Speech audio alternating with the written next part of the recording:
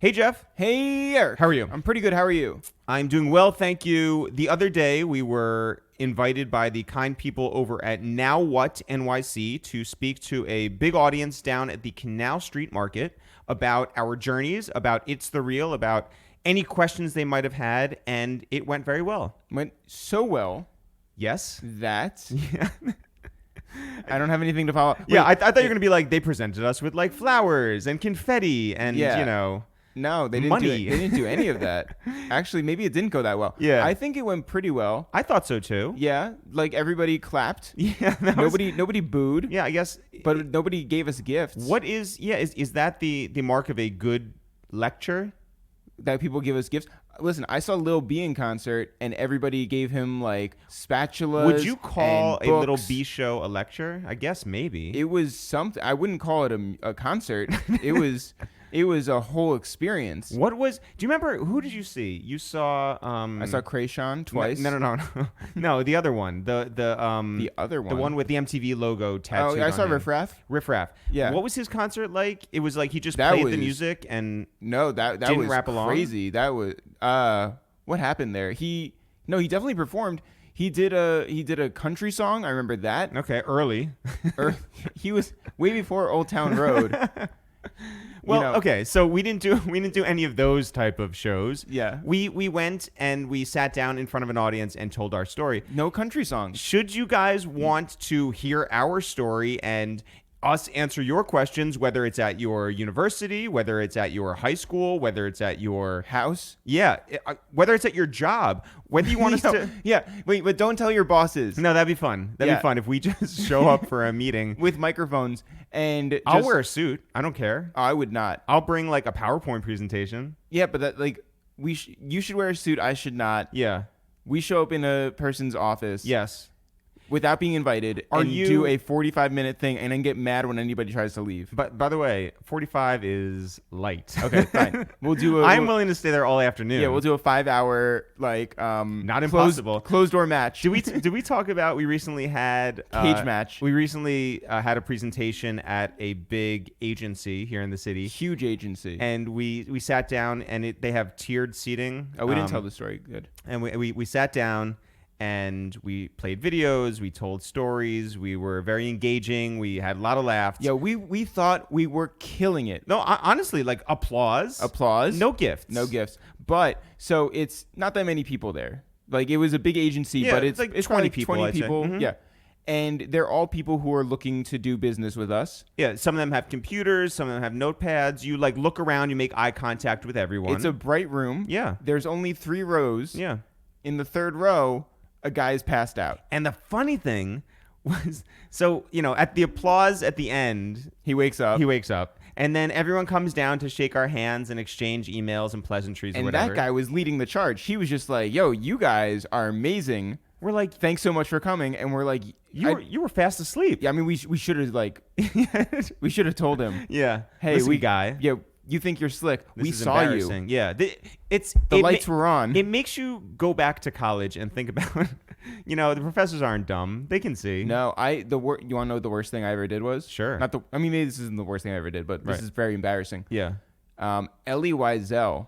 The author who wrote about the Holocaust survivor. Yes, the Yes. Holocaust survivor, Yeah. Elie Wiesel, Yeah. comes to Boston University. Well, not anymore. I think he passed away. But Okay. he would come every year, Yeah. and he would do this thing. And he came. I went to his lecture twice. Yeah. So really, My freshman year, my sophomore year. in theory, this is a chance for you youngins out there to gain some life experience and perspective about the greater world, good and evil, and Yeah. history. Yeah. I fell asleep twice. Twice. First time, and then I was like, you want to know what? I was awful. I'm going to go again, and I'm going to be good about it this year. And I fell asleep again. I was gonna ask you why, but I don't want to know. I don't No, want to know what inside you, Jeff, No, made no. you want to go sit in front of this First of all, it terrific human being, was a hero. and you I did not needed do to it get on some purpose. Z's. Yeah, no, didn't need to get Z's. damn. You listen, were lulled to sleep by some. No. Oh my god. My college I don't know. experience is Guys, if you'd like us to come and talk about this in front of your workplace or school, I'm or a good person, whatever, I think. But I did fall asleep twice. we are happy to do it. If you want us to tell these stories on festival stages, we are also available. Guys, go to our website and email us. Also, when you go to our website, please make sure to sign up for the newsletter. New newsletter coming out this week? This week? Yes. Every so 2 weeks it comes out. itsthereal.com. People don't believe that it comes out every 2 weeks. I don't know why they wouldn't. Check the receipts. Yeah. Go to itsthereal.com, itsthereal.com. Sign up for the newsletter. Wait, yeah. So here's the thing. I gave away 18 bottles of Bel Air Rosé that we got before the Rick Ross thing. So you are a good person. I'm such a good person. Yeah. But I gave them away for people who subscribe to the newsletter, and if they're in New York. And them only. Also, if you sign up to the newsletter, you will be the first people to be able to purchase new It's the Real shirts. Somebody emailed last night through the website and said, you guys have the most comfortable T-shirts ever. You put those T-shirts up again. I'm going to buy 4 of them. I'll buy 4 of them. So, guys, the bar's been set. Yeah, I mean, now we're 4 down. Go to itsthereal.com, sign up for the newsletter, be the first people to get a crack at the 3 new kinds of It's the Real T-shirts coming to itsthereal.com/shop very soon. Wait, Jeff, can you shout out the guy so that people don't think we're making this up? Well, I mean, I don't know if that really actually helps. no. Whatever. When I say his name, it's going to be even more weird. Is it Elie Wiesel? It is Zachary, quote, Juicy, Jewcy, Holtkamp. You tell me if it's real or not. Yeah, I don't know. Actually, his email looks real. Should I read that? Yeah. Go to itsthereal.com, sign up for the newsletter right now. Jeff, who's on the podcast today? On the podcast today is Felton Brown. Felton Brown, Dreamville's senior creative. If you guys fuck with Dreamville, if you guys fuck with Dreamville Fest, if you guys fuck with the rap camp that they did down at Tree Sound Studios in Atlanta, Georgia. No, even if you don't fuck with any of those things, you can still like Felton Brown. If you guys like the artwork behind Revenge of the Dreamers 3, this is the podcast that you are interested in. Felton Brown, who, by the way, J. Cole just mentioned on the Big Crit record, Prove It, that Felton was the one who introduced him to Big Crit's music. I don't believe it. Prove it. But there is lots more to Felton Brown than just that. He is one of the proprietors of the seminal hip-hop website, PardonMeDuke.com. Maybe you heard of it. He is from East Flatbush out Maybe in Brooklyn. you heard of it. He interned at Def Jam Recordings. Maybe you heard of it. Worked with people like Little X. Maybe you heard of him. And Ja Rule. Maybe you heard of him. And Ludacris. Maybe you glued of him. And he talks about how he went into advertising in between the Pardon Me Duke phase and the Dreamville phase, and how he kept his mind and his heart in hip-hop and what Dreamville means to him. This is an excellent episode that I am really looking forward to you guys listening to. So when do you want to get into it? We already did the newsletter stuff? We did. All right, then right now.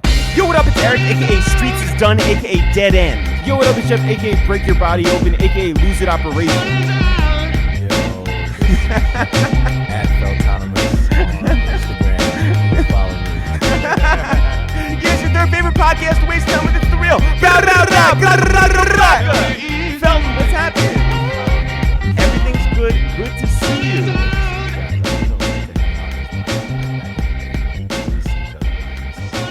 It is great. You're one of the few people that we've actually gone like clubbing with. In fact, I still have photos on my Flickr account with you guys. Yo, shout out to Flickr. Remember that? Yo, I got gigs of photos. Felton Brown is one of our first friends that we actually knew in real life, moving to the city. When we started It's the Real, we were up in Westchester living at our parents' spot. And then a couple months in, we moved into New York. And we might have met maybe at like pianos at like maybe the internet celebrities like gathering. It's either that. Yeah, it's either that one or remember Cake Connect? Yeah. She used to have those events. Yeah, totally. Yeah, like it's one of those. But that was like we all were outside around that time. So this was during the blogging era. Yeah. And This is the birth of the blogging era. this was. And you had a really cool blog I did. called PardonMeDuke.com. Yeah. And it's such an interesting time to think about back then because there were all these different silos and there weren't like too many of them. You know, there was like the New Music Cartel. There was like, you guys, obviously, we were doing our thing, all hip hop, SOHH, and Real Talk New York, Smarten Up Nas. Yeah, shout out to the runner of that. I don't want to out him. He doesn't want to be outed. Right. I always love that URL. I was just like, that's good. It's brilliant. That's a good one. But there was this like small community in New York where we were all like doing something that felt just different. Yeah, and I think around that time it was just like, it was literally like, I call that the beginning of the internet. It's kind of even pre-internet because a lot of things from that time you can't find online anymore. But it was just cool to like have a place to like share your view on things, you know? And it was kind of like early. What was your viewpoint? It was just like, all right, so boom. You guys remember I had like a web design office with like 3 of my boys. Yes. Yeah. So you guys were all sharing one cubicle. remember it was like 2 seats? Yeah. Super tiny. But this is like before we worked. This was like we worked before we worked. Right. And, it was down on well, first we were on 18th Street. We started there with we had a shared office space with like Little X, Benny Boom, Justin Francis, these directors. So you used to always see like, you know, artists, hip hop, whatever.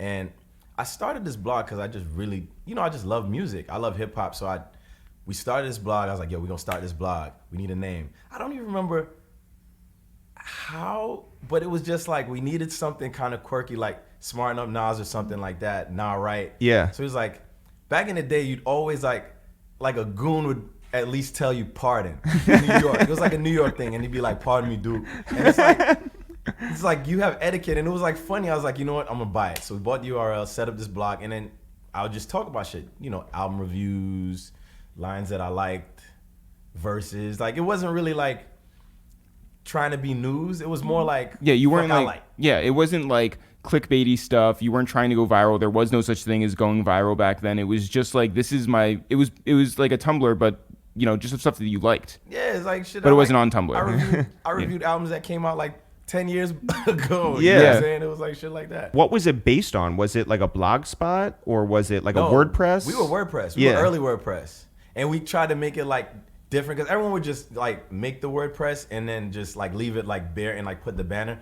I was trying to go in and learn the code shit and like customize my shit. So it looked a little more, you know, like fancy because we were web designers too. So it was like, we got to make ours look a little different to everybody, and that would like help us stand out. And did you have a certain schedule in terms of like how much you would like post a day? Nah, we wanted to post a lot, but we weren't organized, man. You gotta understand, like we had like our day shift was building websites. We had like a couple contracts at the time. Like we built a bunch of stuff for like Asylum Records. We did their website. Now they're back again, which is crazy. Yeah. And we did stuff for Atlantic. We did for Virgin. We did like early website. I did like an early website for Neo. Whoa. Like yeah. So like day shift was really like trying to like my partner at the time, Brent and Curtis, and Brent was like the organized one. He would keep us like, yo, y'all got to be doing work, and we were trying to post like album shit when we supposed to be getting work done.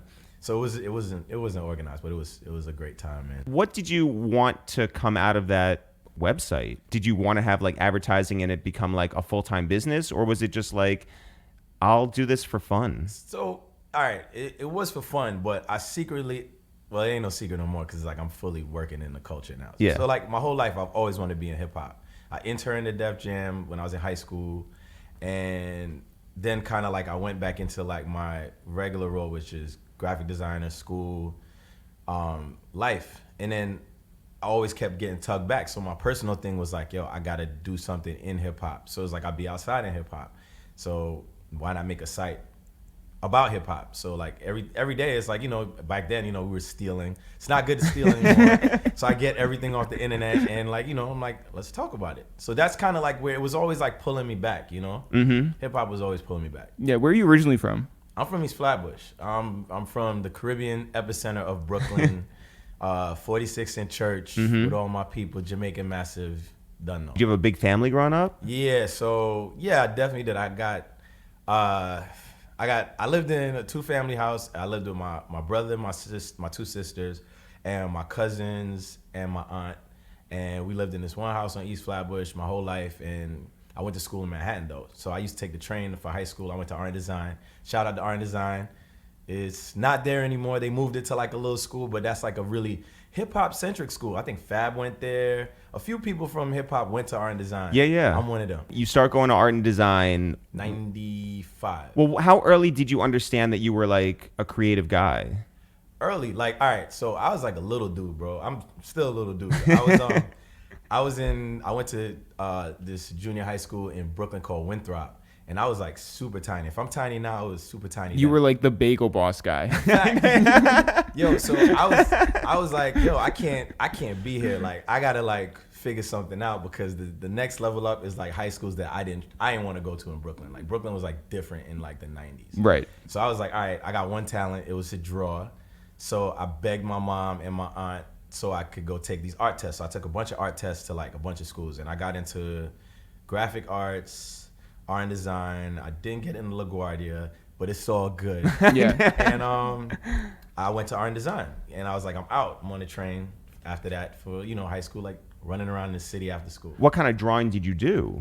Illustration. I wanted to be a comic artist at one point, but that kind of like shifted.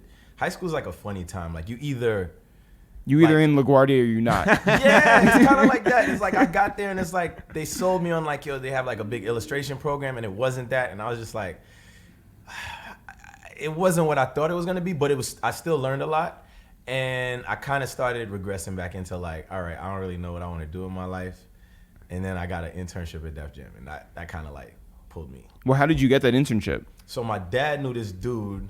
I can't remember this dude's name right now. I have to ask my dad, but he knew this dude that knew Russell Simmons, and that guy was like, I could get your son like something. I know he liked the music, cause my dad don't know nothing. Around this time, 97, 98, my dad ain't know shit about hip hop. He didn't care. Yeah. Wow. He was like, don't play that shit in my car, Yeah. whatever. But he was like, my son like it, so my friend knows somebody who knows somebody. Yo, that's always the best, by the way. So this is when Def Jam was down on like 160 Varick. Whoa. Like the old Def Jam building. This is like every time I drive past, I'm like, I always tell somebody like, this is where Def Jam used to be. Yeah. Like, People who are in your car, people who are not in your car. You're just like, this is where you're just they didn't really give a fuck. I still give a fuck. You're the old man on the block who's like, New York used to be different. Yeah, I'm definitely that guy. So I get this thing and I get there and I'm doing street team shit. So I'm like 16, 17, putting up poster boards at in-stores, like all over the city. So every signing, we're out there like with like, there's like 12 of us, clipping up the posters, giving out flyers, and then I always get like free CDs. I bring everything to my homies in art and design. Tell the truth. I got photos. I would bring Def Jam 2000 t-shirts, albums. I give it out. All my peoples was laced. I took care of my people. So we're talking like Method Man, Yeah, Month of the Redman. T2 Judgment Day, Docs the Name albums. Oh, man. DMX. We went to DMX in store, and I think it was on 34th Street, and this is actually before I was in Def Jam. This is right before I started there. I was on the line, waiting at the in store, ain't get in. DMX went in, signed all the thing, went back and jumped in the limo, was about to pull off. He climbed through the roof and stood on top and started barking, and I said, that dude is ill. Yo. Never forgot. True story. New York stories. when you were doing street team stuff, and like that really is like the introduction into like the building, right? Yeah. Like it is like the bottom rung on the ladder. First you have to work outside, then you can get inside. Right. But you're hanging up posters. You're really like promoting for these guys. Did you feel like when DMX went #1 twice in 1 year, you're like, that's my win too? I was proud, but I was like, nah, that's all him. I was proud to be in the building because it was like Def Jam at that time was like. That was the guys. Like they were cleaning everybody's clock. It just felt good to be a part of it. You know what I'm saying? And I used to see like, I remember I saw like Ja and Irv when they were starting. I remember Irv Gotti used to just walk around with a Murderer t-shirt on, gold Rolex. And I was just like, damn, them dudes is like the guys like, and watching them like come out and all these dudes, Jay selling millions of copies. See DNY, see Chris Lighty all the time, rest in peace. And it was just good to be a part of the culture in that time and just be like a fly on the wall to see like just all of that happening. So who did you feel closest to being a Brooklyn guy? Like, did you like really root for like Jay because he was from Brooklyn? I was in awe of Jay. It was like we weren't really supposed to talk to anybody at that time. We were kids, so we'd see them. And it was just like, once in a while you'd be like, like a little head check or something. Like, but it was just great. It's like those dudes were like, it was like a myth because I would go to school and I'd be like, yo, I seen him. And people be like, nah, I'm telling you, I seen him. And we didn't have iPhones and shit. So it's like, it's like fake stories. Like, Yeah. My girlfriend goes to another school. She lives in Canada. Yeah. It's like that. Yeah. So it was crazy. Was that an after school thing, or was that like? Yeah, it was after school. I'd steam from art and design, go down there, and it's like most of the days it was like some days there was things to do, like we'd catalog like records. There was like a record pool thing, so you help out with that, and you would organize the storage room. There was like a storage room probably the size of the kitchen, and it was like all the posters and shit. I'll never forget one day I was in there with my boy Steve that I went to high school with. Me and him were both interning at the same time, and Method Man came in there. And he just wanted some of his stuff. I think it was to give to somebody. And I remember we were in there cleaning up. And we weren't, like I said, we weren't really allowed to talk to these guys. So we in there organizing, mad hot summer day. This dude just comes in. And I think he had like a bag of chips. And he was just like, yo. And we turned around and I was like, oh shit. You know what I'm saying? And he was like, y'all got any of my like whatever? And, we got him some stuff. And he like asked us our names. And he kind of like dipped off. And I was just like, damn. That's kind of cool. Yeah. Yeah. What was your first concert? My first concert. This is crazy. It might either be Hard Knock Life, or it might be R. Kelly's 12-play album. Wow. Somebody gave me like 2 free tickets when I was in high school, and I didn't have a car. I was a kid, and I had my. Listen, you don't have to qualify it. It was a different time. It was a different time. Yeah. My cousin, she drove me. I was like, yo, I'll give you a ticket. Yeah. And we drove in her Sentra to Jersey to the show. And I took a picture with Miss Jones. Whoa. Remember Miss Jones on the Yeah, radio? hell yeah. Yeah, I was mad hype. I had a picture of Miss Jones. I had a stocking cap on and a polo sweater. It was a crazy time. Stocking cap. So did you make anything more of that Def Jam internship after it ended? Hell yeah. So crazy shit is, towards the end of my high school terms, I'm about to graduate high school, and I'm like, I kind of like, I'm barely passing, and I'm like, damn, I need to fucking figure something out. And music was like really in my heart, and I used to always go by the art department. So Def Jam had the illest art department, bar none, in the industry. It was run by Say Adams, and he had a strong team under him. And I would always like go in there and be like, just looking at the shit they were doing. They're doing Beastie Boys album covers. I remember they were working on Foxy Brown's China Doll. And Foxy was like super cool because she would always like come talk to us and like give Brooklyn. us shit and hang out. Yeah. Foxy's the truth. And I would always be in Say's office, and Say was like, yo, you about to graduate, right? I'm like, yeah. He's like, so what you gonna do? And honestly, I was stuck, and he seen it in my face. He's like, yo, don't you go to that art school? Don't you go to art and design? I was like, yeah. He's like, yo, why don't you fucking do that? Go to school for art. And I'm like, what? He's like, and he had a poster in his office, and it was like this poster with like 50 album covers on it. And he's like, you see all them shits? I did that. We did that here. And I was like, yeah, I'm gonna do that. And then I went away to school. I went to Art Institute of Philadelphia because of Say. And I went to school for that for a while, came back, and then me and my homies started the company that I had, E-Flat at the time. And that's like kind of where we picked up. And I was trying to do graphic design. So when you make your way down to Philly, Yeah.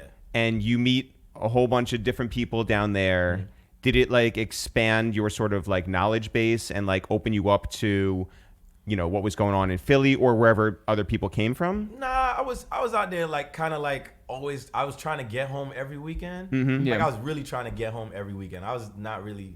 Philly wasn't jacking New it. York. Yeah. No, it for was, you. Yeah, I wasn't jacking it. And Yeah. I was like, nah, I was just trying to come home. So like I went out there, did my time, came back, and like I came back, and it was like I didn't really have a plan, and I was like, all right, we go try this, and I had my homie Steve that I was doing interning at Def Jam Street Team with.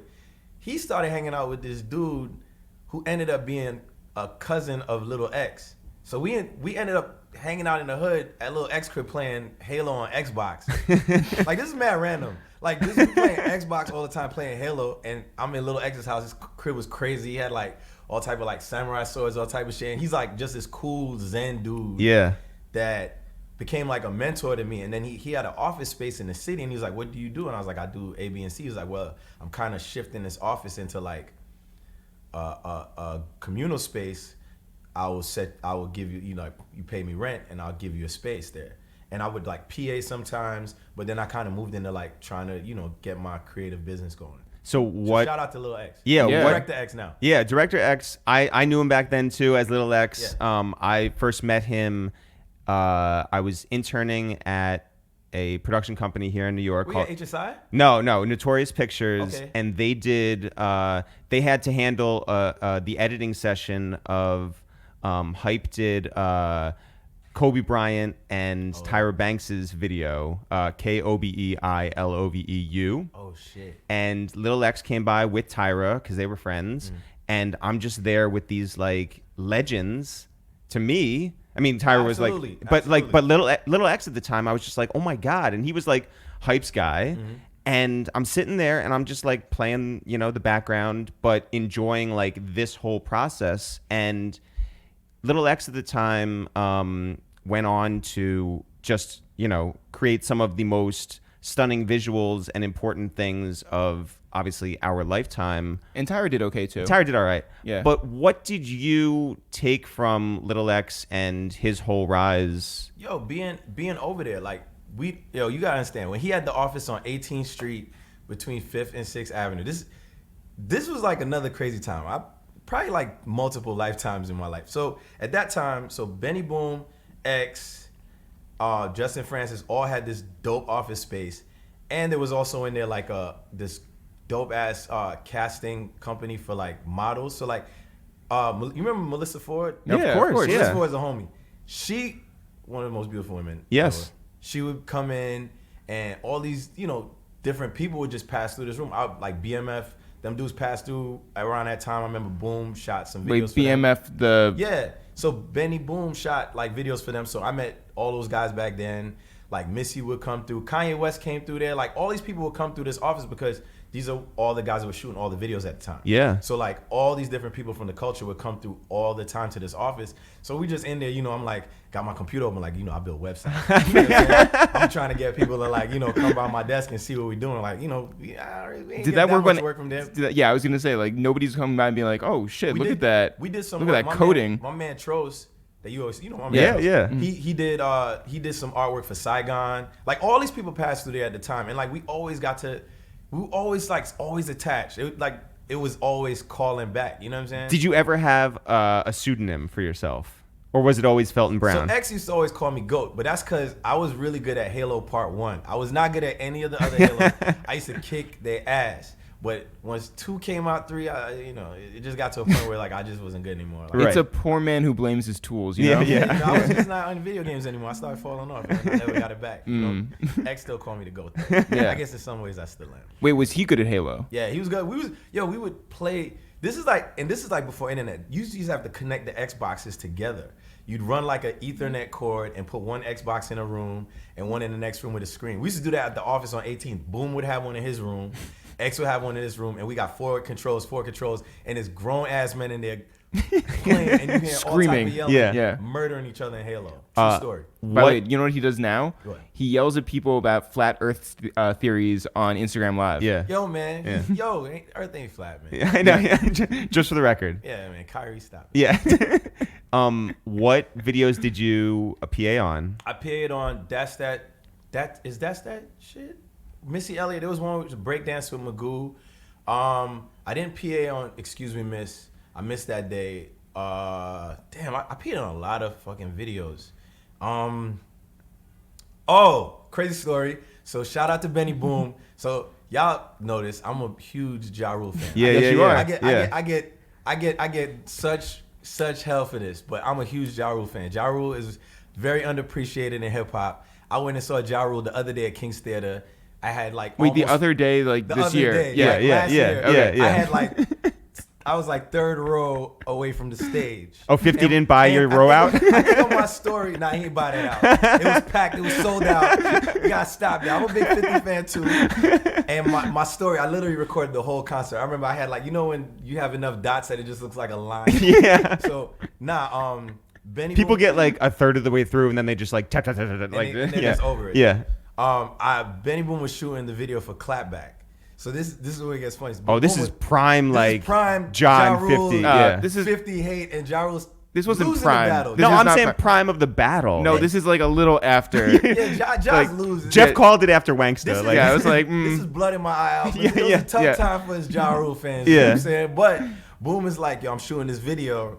I need extras. And Boom was like, it's paid job, whatever. So my dad used to have this a van, dollar vans. Yeah. My dad used to rent a dollar van out to this guy. But my dad, on the off days, my dad would like, Trost and me used to take this van and go all the way to, we'll go to Queens to parties. But side note, we're shooting this video for Clapback.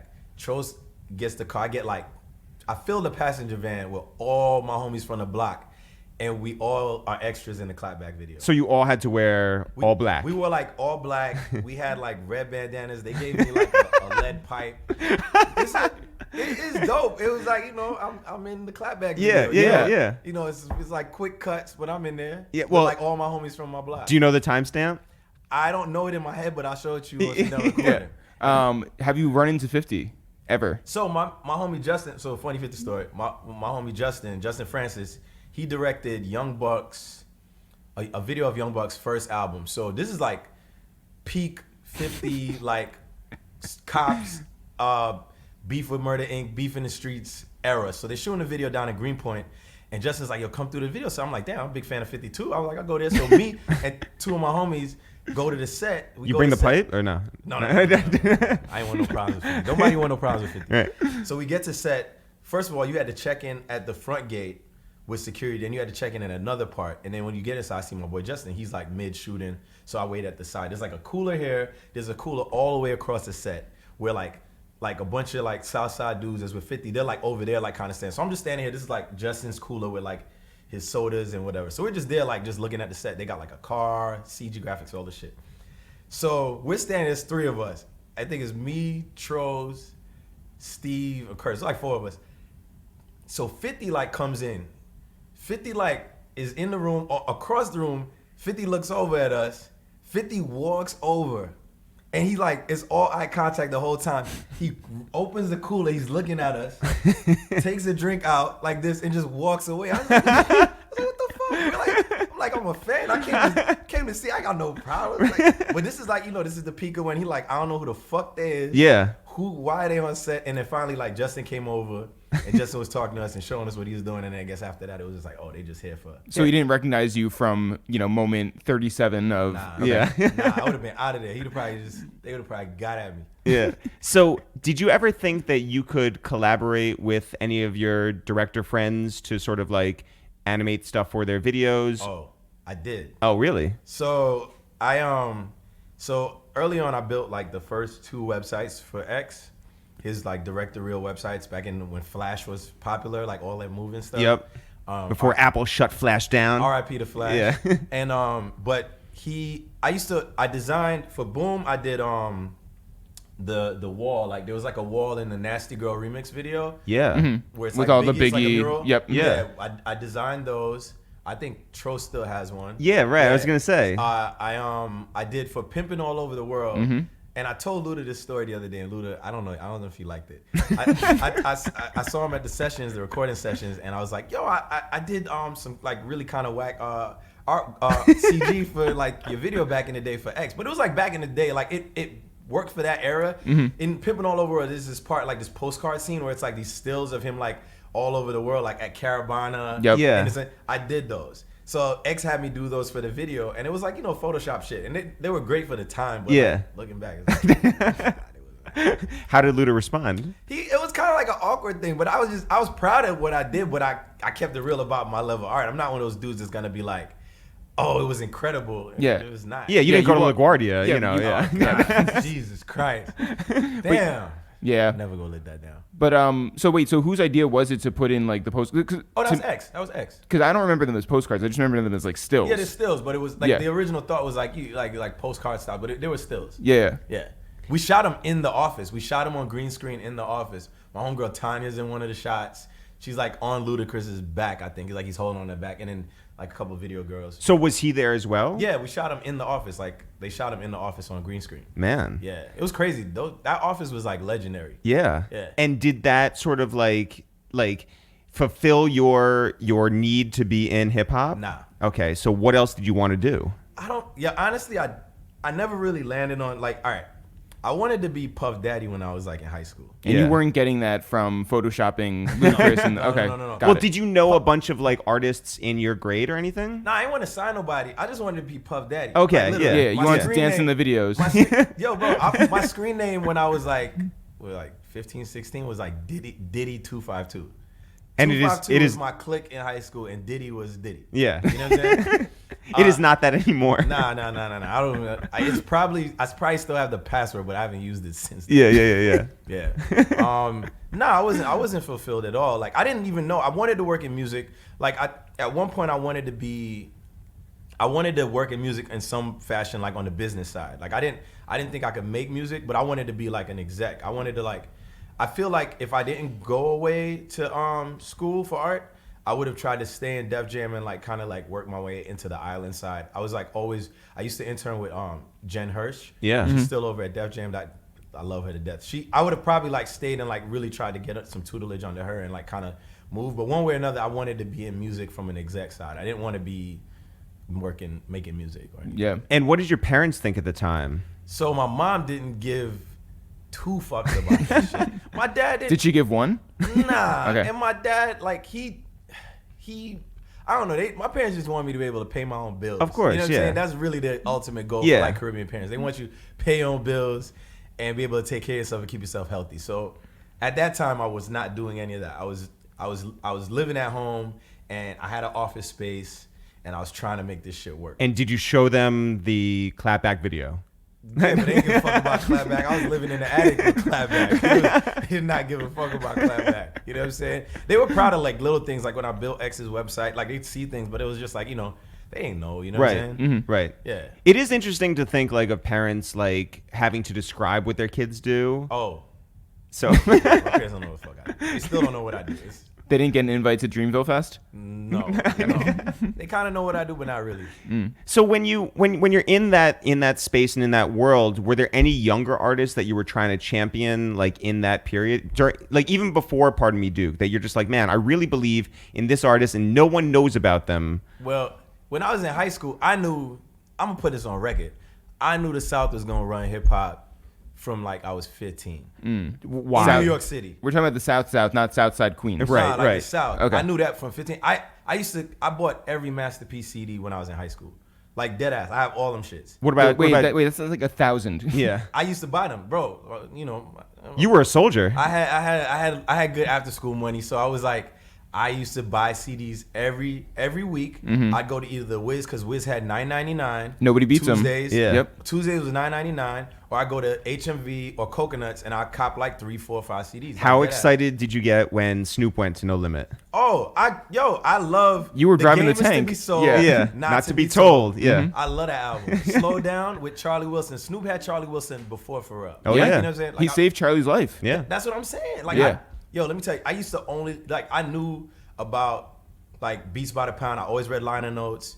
I was big on Suave House albums. Like, Tony Draper don't really get enough props. Like, he come was, on. like, huge at that time. Like, it kind of pained my heart to see, like, when it was, like, the fall of No Limit and the rise of Cash Money. Because it was like, damn. P was like, I looked up to P because it was just see an independent black man sitting on, like, $200 million. And he was, like, doing whatever the fuck he wanted in the industry. Yeah. Him, Puff. There's a Source magazine I still have in a box. It's Puff, I think Master P, and Mark Pitts on the cover.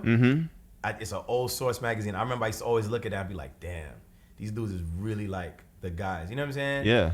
And I just Wait, Diddy or Diddy 252? Yeah. No. You could have been Pitts 252. It's great. I get to meet. I've met Pitts. Sure. You know what I'm saying? But, Yeah. It's just great to see. Like, and the South was like, they just had a different like. They were just so melodic in a different way, and I knew like, and I was big on Outkast early. I cut school to go to the signing for Aquemini. Was it Aquemini? The third album. Yeah, Aquemini. And I had all 3 of my CDs from ATLians and This is like Southern 97, 98, something like that? Yeah, got those signed. Like, I was big on the South. The South, it was just like, they were brewing for a long time, and it was just like, it just seemed evident, and like, New York was not fucking with Well, the how did South. you even get into the South? My cousin was in the military, and she had like a couple CDs, and then that kind of like turned my eye, and then like, the Source, you just started in the Source, you'd see other ads, and it was just like, all right, I already got all these New York CDs, So what else is out there? And it would just be like a game where you just like collect in other places. Yeah, but like at the time, New York radio is not playing Southern artists. And it's also got to Yeah. be strange to like try to play that around your friends who were just like, no, what? Yeah. Biggie, Jay, like These are that's facts. Foxy Yeah, Brown. That's about what it. What the fuck is Silk the Shocker doing? Like 8 clicks ahead of the beat. I remember like so when I used to be at Def Jam, I used to be mad funny. We used to be in there just working, and I remember Shaka that managed Luda. Yeah, Shaka Zulu. Yeah. He used to run college radio with this dude named Eddie Rivera, and Shaka had Luda before Def Jam even went that space, right? Yeah. And Shaka he was like, I had this dude that's from Chicago but in Atlanta named Luda. He used to play Incognito for us. Yeah. And it was fire. And I remember this. I remember Kevin Lyles was like, that South thing ain't gonna move. I do remember that on heart.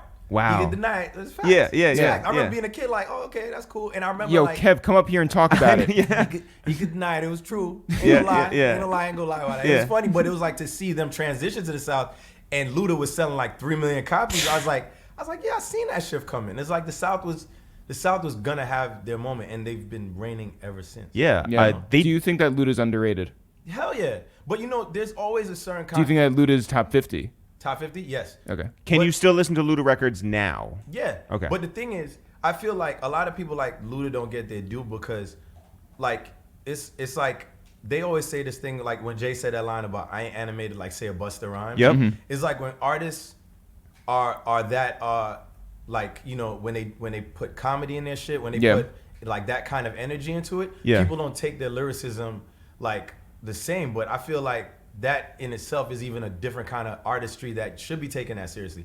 People need people to be so serious and me mugging, and to me that don't mean shit. Right. Like, those dudes like Redman, Luda, Busta, I think all them dudes is in top 50, and a lot of people overlook them a lot of times because they ain't always got a straight face on. Ain't nobody living that gangsta all the time. Right. That shit is bullshit. So by the time you get to starting Pardon Me Duke, what other websites were you paying attention to, and where would you get like all of your information? Please say us. Please say us. Not right. Two Dope Boys. You heard that new. Smart Up Nas. Nah, y'all wasn't leaking. No, we weren't. I wasn't leaking. Like them dudes. I don't know where the fuck. I wasn't in any buildings at the time. I get my shit out of forums. Them dudes had to have been in buildings because they were getting CDQ like early. They were leaking stuff to the point that it would be problematic, and I was just like, damn. My thing was I couldn't do that. Like if I ever had a leak, it would be because of those dudes were the pioneers of like getting shit out to the net. Like, did you get any C&Ds? No, they never really fucked with me. Yeah. I was good. I was like under the radar. I never had problems like that. You know what I'm saying? And what's the first moment that you felt like, whoa, we really did something? Like, is there a post that comes to mind? All right. So there was a time that somebody from the team put up a video that wasn't supposed to be out. Listen, there's only 4 of you, so Yeah. And you were all in one cubicle. I'll never tell. But we shout out to pulled Trost. We pulled it. It was a Swizz Beatz video that wasn't supposed to ever come out, and it was like a clip.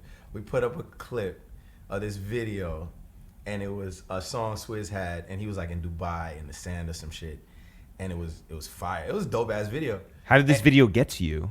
Yo, man, we ain't going in. Yeah. You're So, on like the Rap Godfathers forum. So this video went up for like maybe like the afternoon, and we were like, oh, we getting some clicks today, and I went to sleep, and I remember I woke up and Police were at the door. who was that Hot 97? Miss Info, she does that. It was like at 9 o'clock she would do like that blotter. Yeah. And then she fucking, it was like Swizz drops a new video and she said the URL, and I was like, my stomach like dropped. I was like, this is not good. This is like too much. It's like, I remember that day. I remember Elliot put it up, Rap Radar put it up, and I was just like, all right, I need to take this shit down. Yo. No problem. I never forgot. It went down the same time, and that video's never seen the light of day. Did you tell Swiss that at the Dreamville sessions? Oh, hell no. You're like, yo, what's up? Pardon me, Duke. Like, No. He probably was just like, where the fuck that video at? You know what I'm saying? But nah, that was one time. Was there a moment when you felt like, man, maybe this is just too much and I should fall back? I mean, we had to make a decision. Like, at the time, it was like, so we moved from 18th Street to Astor. We were in this building right next to the public building. And it was just like, it came down to like like, you know, as time kept moving on, it was like you had to be up early, you had to be posting like a lot more. Yeah. And because to a lot of people that was their full-time job. Yeah, and you already got a full-time job. I got a full-time job, and it was just like I got to make money. It's like it came to the point where it started getting really sad. Where it was like either I'm gonna like really focus on like trying to get clients doing this stuff, or am I gonna like lean into this? And I couldn't lean into this because this wasn't making me money. We had like ad dollars making like $300-400 a month. Right. It's not gonna. It's like 4 of us. It's not gonna. Yeah. That's right. not gonna do shit. You know what I'm saying? So we kind of just leaned back into work, and like I'd still be out. You know, I'd be out with Dallas all the time. Dallas Penn. I'd be out with Combat. Rest in peace. And I still, you know, without with y'all, we'd be outside. Like I still be in the mix, but it was just like it was harder to keep up. It's like to like be there and be current and be early every single day. It's like it's literally a full-time job. Yeah. And like, you know, the roses and the money wasn't there, so it was like I was like slowing down, but I also still had to love it. I was at every show, and you know, that's just I kept in it, but I was really leaning into doing work. I think we built D4L's website when they did Laffy Taffy. Whoa. I was like, shout out to the Yeah, South. by the way, that's the right time to get in with D4L. I was like, you know, we built that website. Shout out to my man Curtis designed that one. And we did like a bunch of stuff. Franchise Boys. We were getting a lot of work, so it was worth it to lean into that stuff. So people got it through Pardon Me, Duke? Nah, that stuff came through like my relationships with X. Yeah. Because like X took us into a couple rooms. He took us into Virgin, and we sat down with them and met with them. And then after that, like I don't even remember how we got Asylum. We got Atlantic, and we started doing some work with them. Joey probably don't remember this. Shout out Joey IE. Like, yeah, big shout out to Joey. When we did Asylum Records, he probably don't remember that I was the one that did Asylum Records. Joey, you hearing this? I built Asylum Records website around that time. Yeah.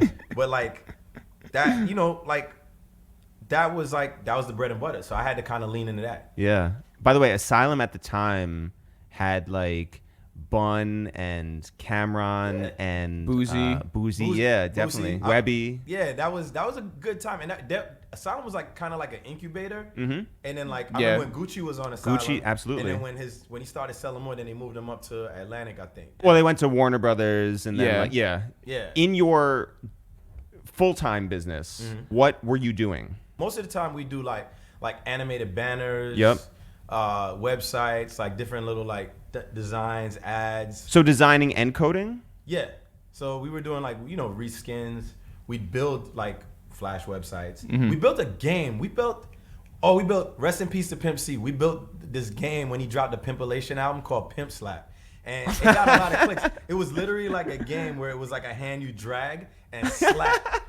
I gotta find that because it was like we were so hyped to build something for Pimp C. Yeah. And it was just like, we hit. We made it. And it was like, because we got to do something that was like different. Shout out to my man BG. Shout out to Josh.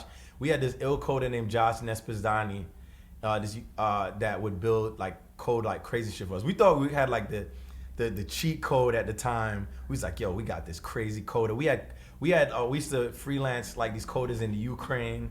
We thought we was a shit. Wait, what was the gameplay like in the Pimp C game? Was It was this like based off of like a Mario or like a? Nah, it was just like literally a hand that was slapped. I'm gonna find it. I'm gonna like. Is it still on the internet? No, but I could find it and like nest it, and I'll send it to you guys to Yeah, play it. please. Yeah. Thank you. Yeah. Yeah. Also, imagine what your parents had to say when you were doing that at your. Yeah, I'd show my parents never understood. I'd show them stuff, and they'd be like, "All right," you know what I'm saying? It was crazy.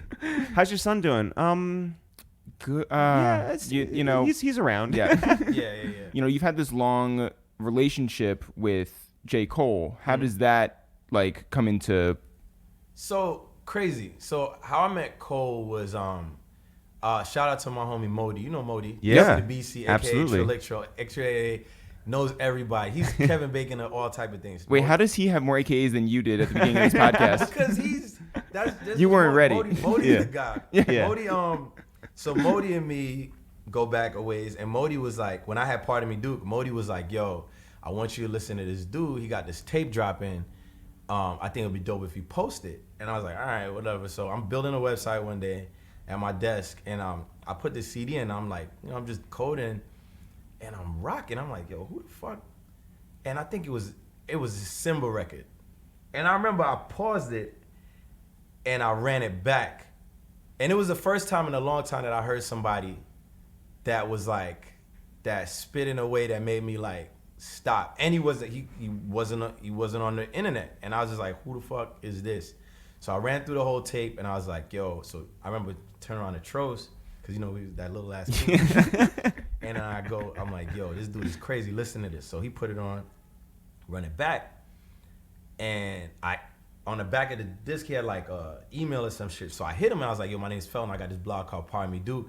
I was like, yo, I wanted to do like, I used to have this segment called Get to Know or something like that. And I was like, I want to put you on there, but I can't find no photos of you. I'd like to like connect with you and like do a write up and da-da-da. It's like a day would go by, he hit me back. He's like, yo, what up, da-da-da. And then we connected, and then I did this thing. So like I posted, and I think I was like, you know, one of the first people like put something up about Cole. And then after that, we got tight. Like we would just like nerd out about hip hop. Like I would try to tell him about a verse, he tried to drop me a verse, and then we just argue about like the things that make hip hop, the construction of words, like who's the best at this, who line is this, you remember this, and we would just be like friends about music. And you guys are communicating through like IM or text, email, you know, yeah, shit like that. I am a little bit in the beginning, like, you know, that kind of died off quick. Text messages, you started getting a little data. Yeah. You know? And that was before unlimited data, y'all. This is time. Phone calls after 9 p.m. Yeah, facts. Yeah. That was crazy. Yeah.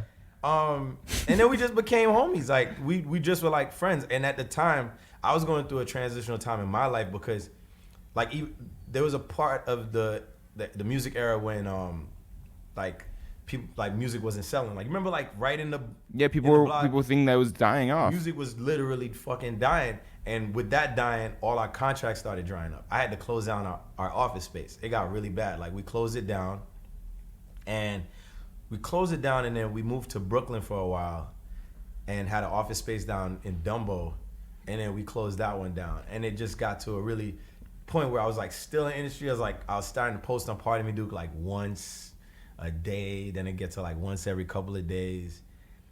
I was still outside, you know, I'd go to PNC. Yeah. Shout out to PNC days.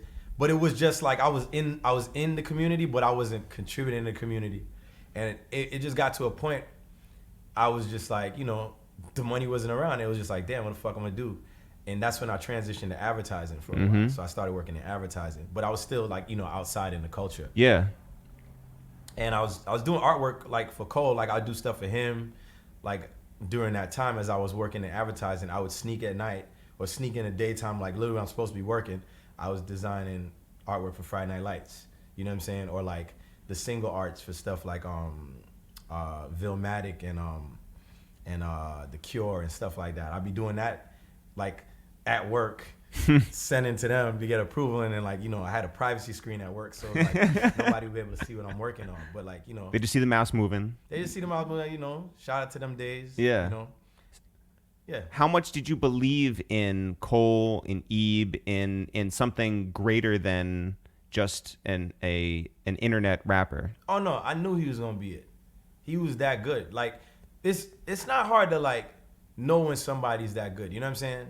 Like I knew Crit was gonna be like that. Like there's people that you hear and they're different. Like that's not like now I feel like labels are signing a lot of people now, but I mean like when they weren't signing a lot of people stand out. Like you knew certain people were gonna get a deal. But the bigger problem was that the industry always didn't get different.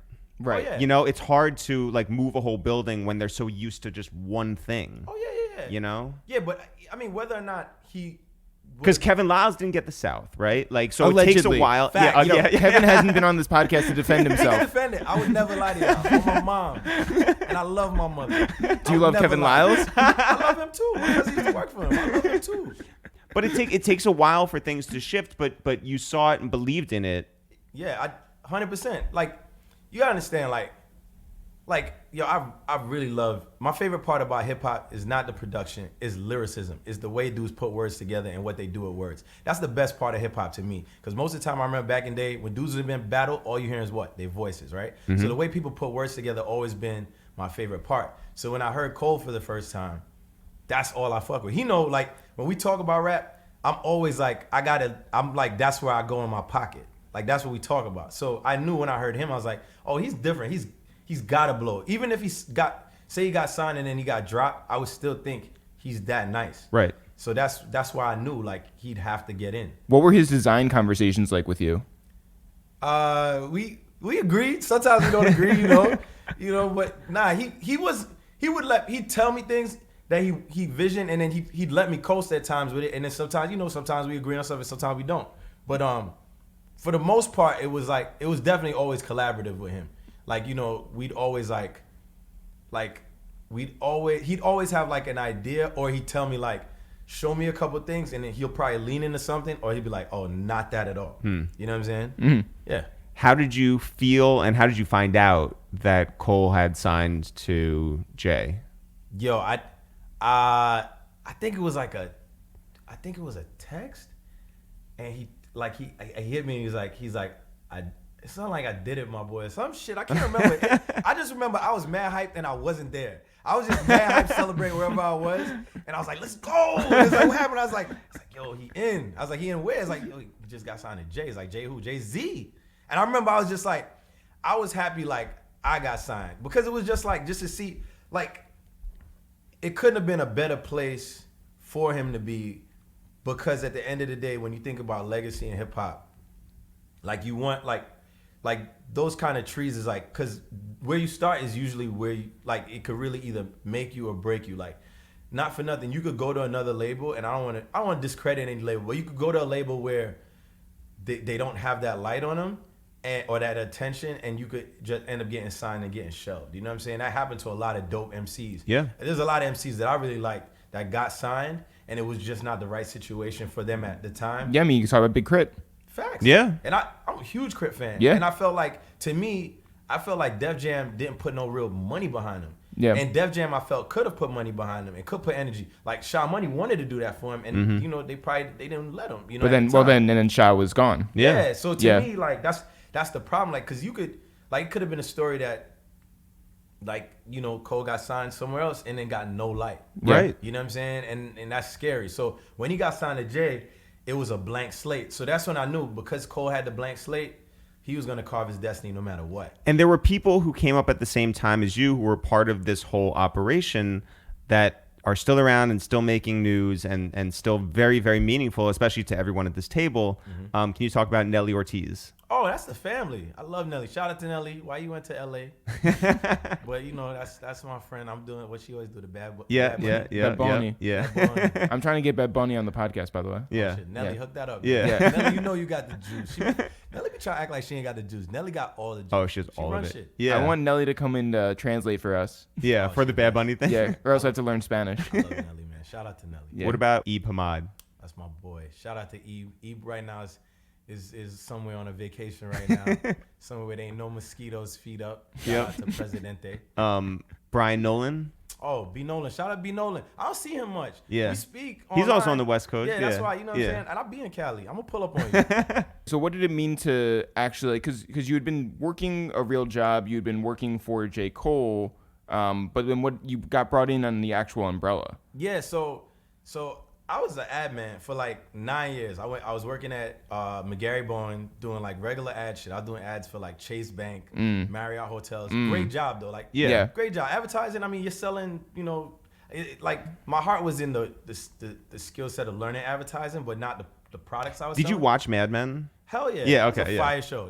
Great show. That's a great show. Yeah. Incredible show, actually. A different time. Different time. Yeah. Different time. Incredible show. Yeah. Yeah. Really, really good television. Were you drinking at work and smoking lots of cigarettes and Scotch. yeah, Drinking talking to Scotch. the I had a drawer. They had this drawer that they'd pass down to different people, and it was literally an alcohol drawer. Like, it was nice and designed with like velvet inside. I don't know if someone still has it at McGarry right now, but it's a drawer that was like lined and made to put bottles of alcohol. Wow. And we used to like drink all the time. Did anybody ever get their legs sawed off No. by a tractor. No. One time I was doing, so I'd always use my spaces for two things. So I had, I would always do like side projects. So I got some homies in my hood that got a label called Stack All Faces Entertainment. And it's my boy, shout out to Prezi. And one weekend I snuck into McGarry, and I had my homeboy he had an artist named Crime. I had him do a photo shoot in the main conference room and design an album cover there. And one of my ECDs was there randomly on a Saturday. I didn't know he'd be there. So he walks in and he sees this dude with like this big ass gold chain on and this silk shirt like over the table, and a photographer's taking pictures of him. And he was cool as shit though, because he was like, Felton, who's the gentleman with the medallion? I was like, oh, don't worry about it. I'm just doing like a little side thing. And he was cool. He didn't tell anything. So I would like always blend these worlds. So I worked at McGarry for a while. I left there. I went to McCann, and like 2 years ago, because I've been working fully only for Dreamville for 2 years as of June. Like Cole like hit me like 2 years ago right before 4 Your Eyes Only, and he's like, yo, we trying to like change some things around. Why don't you come fuck with us full time? And honestly, at the time, it was like a really hard decision, because like advertising is kind of like it's like an escalator, like it's like a slow escalator, but it's like a guaranteed trajectory as to what you want to do in that field. But at the same time, I didn't look at my life as that's where I wanted it to be, because it's like it's not as free, and my heart wasn't all the way in. Like, you know, I'm getting paid to convince people to buy things that they don't need. Right. So I didn't want to do advertising my whole life. The money was great. Money was great in advertising. This is honestly something you really believe in and saw from the very beginning, and now you have an opportunity to be a part of that. Why not sell something that you really love? Yeah, and it's like working with your friends is like I had like glimmers of that in advertising. Like when I worked on campaigns, I luckily got to bring in like one of my closest friends that lives in LA to shoot a campaign for Chase. So I had that like here and there, but this is full time with my homies. Yeah. You know what I'm saying? So like you can't, like I can't pay for that. Yep. I can't get that in dollar signs in that field. And the Dreamville situation at that point has started over at Interscope Records. Yeah. So you have Joey IE over there who's leading the charge. What is your guys' relationship? Oh, me and Joey, super cool. Like the thing is, I knew Joey like before that. Like, you know, like, so I knew like when I knew Shaka, I knew Joey, everybody outside. So like Joey being over, when I go to LA, I pull up on Joey. You know what I'm saying? Yeah. And it's just cool. Like shout out to Laura over there, Laura Carter. Laura Carter always doing her thing over there. She keeps us in check at Dreamville, as in like scheduling and things that we need to get done. So it's like a perfect marriage. We got an office here in New York and Interscope's in LA, and you know we have a relationship where we try to keep things more organized. We're like on the creative side. They're more like we need to do things, get our ducks in a row. Type shit. Yeah. So some of the things you were doing were? When I first started, so I run all the social shit, so I keep all the social shit current. I still do art direction, so I work on all albums for like everybody, and I work with individual teams. Like, you know, every artist has their own camps of creatives. Yep. So I work with them, and then, you know, we work on any kind of digital stuff or any kind of physical rollout stuff. I kind of work on all the different projects I need to, you know what I'm saying? So as artists come in, you have to get to know them like fully. Like you might have known Boss for a while, but like maybe like Ari Lennox or Kaz or other people like Earth Gang. Shout out to the whole team, man. To see it growing to what everyone is today is really dope, because you know you meet them first, it's just like some cool shit. You don't just, and then to see how they're all like coming into their own lights. Like I love where we are right now, and I feel like this year was like our coming out year as a company. Yeah. To just see like everybody starting to like come into their own positions is like, it's kind of incredible to watch. I remember when I first met Ari and Jid, it was down at the Shelter, and the Shelter is like a recording studio house in North Carolina. Yep. And I remember I was in the kitchen making something to eat, and like upstairs in one of the rooms, I think Elite was recording Ari, and all I heard was her voice, like up in the room, like singing in like a bedroom. I guess they had a mic in there or something. And she came down, and I was making something to eat, and I was like, yo, that was you? And she's like, yeah. I was like, yo, your voice is incredible. And like I knew, like the way how I felt about Cole is the way I always feel about Ari. Like the second I heard her voice and the second I first heard like her voice on a song, she's different to me. Like I put all the money, all the Dreamville money on Ari Lennox. Like she's gonna change shit. Well, her debut album already did. I mean, it's a fantastic piece of art all the way through. It's different, it's lasting, it's meaningful, and man, you were absolutely right about that one. I want all the roses for her. Yeah. Album of the year.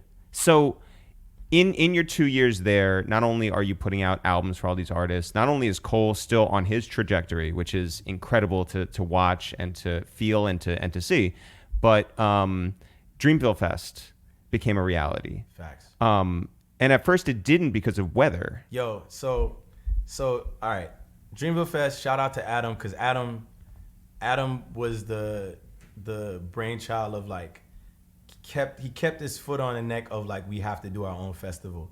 Like the idea was always there with like Cole, Adam, and Eve to set it up, but Adam like spent years going down to Raleigh, like talking to the city council, you know, kissing babies, shaking hands, just trying to make that relationship. And like we were all scheduled to happen in September, and then like I think like 2 weeks out it was like, yo, there might be like really bad rain, and it was like, yeah, hurricane's coming. That's really like, bad rain. We didn't pull the plug until like about 3-4 days before, and I remember it was such a heartbreaking thing to pull the plug.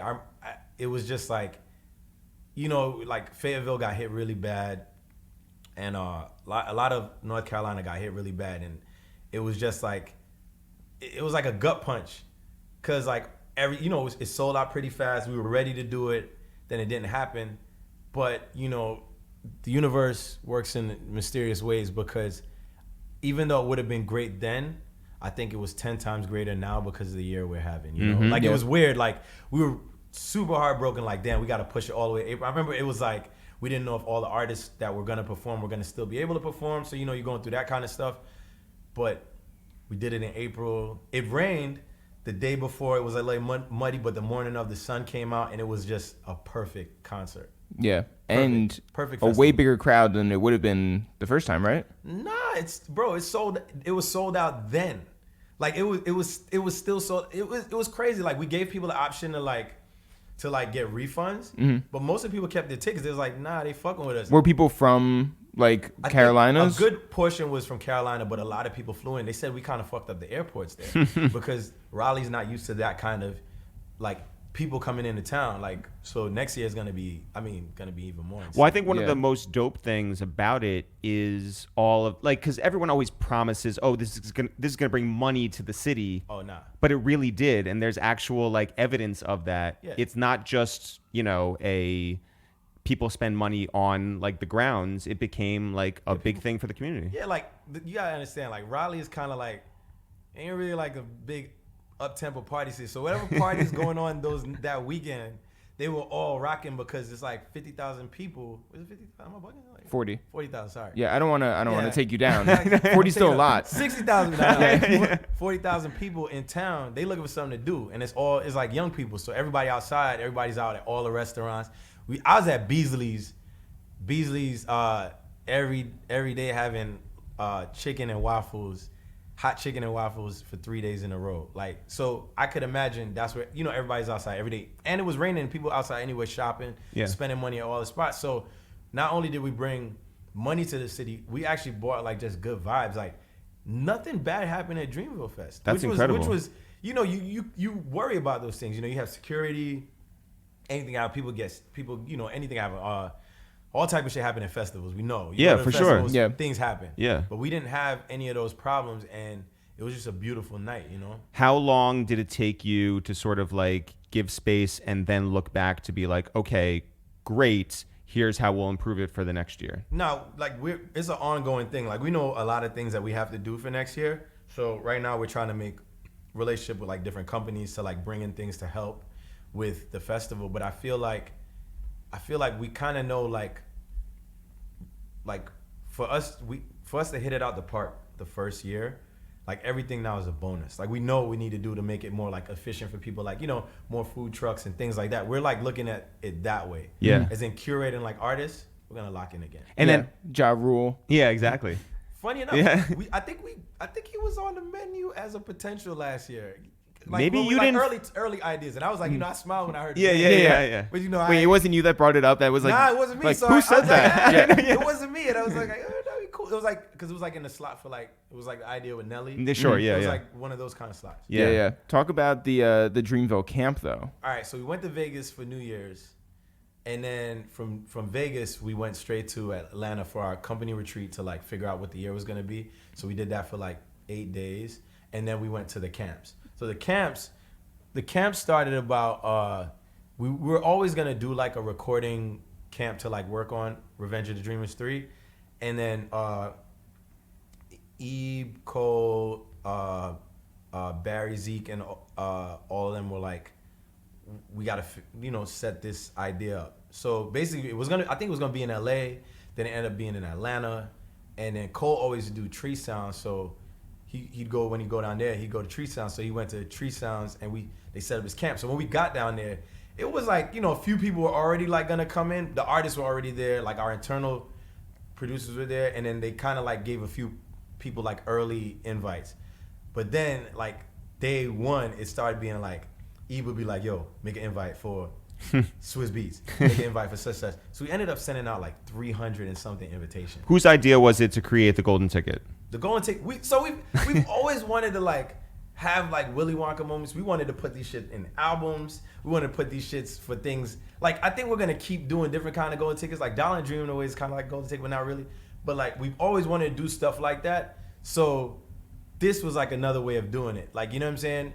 And the thing was, our whole goal was like, this year we're gonna like be very inclusionary of like people outside and like highlight things. So like at first we didn't really know how many people were gonna come. I didn't think we were gonna have that many people and like producers and writers, but like as soon as the week started, it was just like motherfuckers was like, yo, I'd pop on a plane and come out of Atlanta for a couple of days.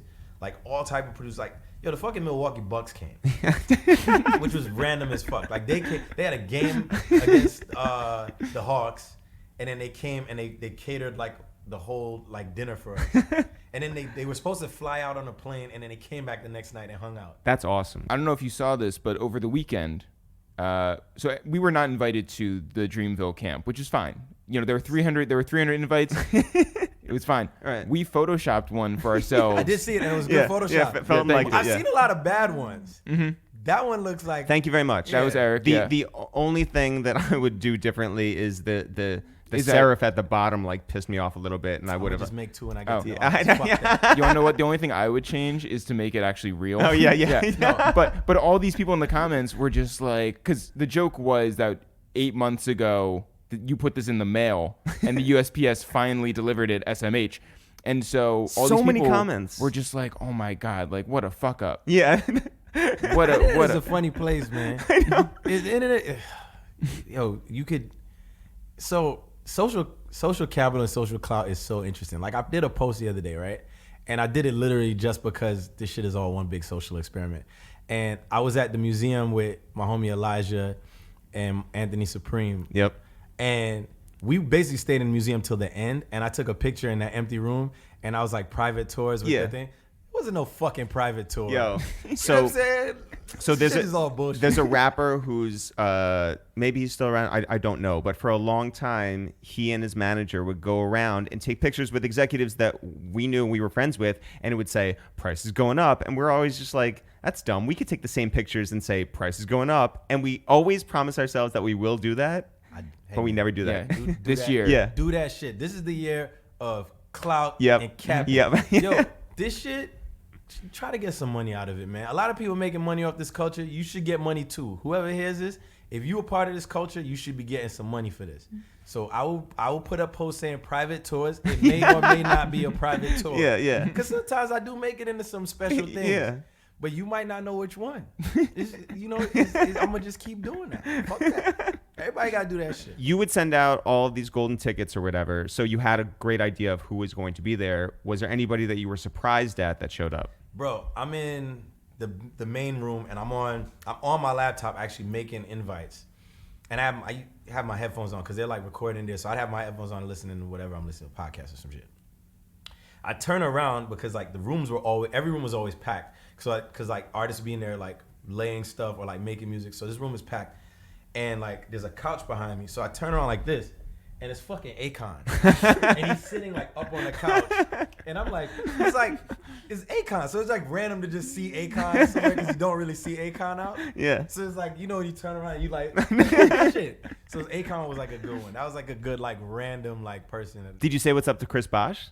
Oh hell yeah, Chris Bosh was making beats. That's what we heard. I asked Cole when we saw him at 4040. I was just like, "Yo, how are his beats?" Yeah. By the way, that's Eric's one question to him. That was Eric's one question. I knew he was leaving, so I just wanted to say what's up and ask him how Chris Bosh's beats. And he was like, "Yo, fire." Yeah, that's all. And Eep said that too when I saw him at your birthday. Eric only has one question for anybody. How's it beats? Yeah, no, how Chris Chris Bosh's Bosh's beats. beats? Yeah, yeah. They said they were great. Yeah. You guys had how long down there? I think we did like 10 days. Okay. At what point were you just like, oh my God, this has been a while and I have no like sort of idea of I haven't been outside in 10 what days. day this it's like a casino. It's just bro, like Cause like we kind of didn't do we were kind of like trapped in the studio. Like literally it's like you do the studio, it's like 5 a.m. Then we take the van back to the house and then we'd leave like 10 a.m. to go back to the studio. It was like, and we didn't see Atlanta that much. Right. So it was like we were just in there in this bunker. And it was like, honestly though, it was, as they got closer to the end, it just got really sad because it was just like really dope. Just like vibing. So really like a camp. Like it's like, oh, this Yeah. time is running out. Like Yeah, it was just when cool. will we all see each other again? It was just cool just walking through the rooms and like seeing people work like it. Cause I've been to mad studio sessions. It was fun. Like that wasn't like I used to have fun when we used to be like in Alito Studios when Cole was working on the warm up. Yeah. You know what I'm saying? That was fun. But then you'd go to if you go visit other people's studio sessions, they weren't fun. Right. It was like you'd be in there, you'd be on your phone. You're listening to the same beat You say over and what up. over. Yeah. Yeah, that shit, the shit that happened in Atlanta, I don't even know if we could recreate that. Yeah. Like, you know what I'm saying? I don't know if we could make that energy feel like that again. Because my homie has a quote where he says, you never get to be new again. And it feels like that because like we go back and do that, you're always going to be trying to match that high. Like everybody that was in there was literally just like, they were like collaborating, and a lot of them dudes never collaborated before. A lot of people like introducing themselves for the first time on some like homie shit. Yeah. Producers were kind of working on beats together that don't work together.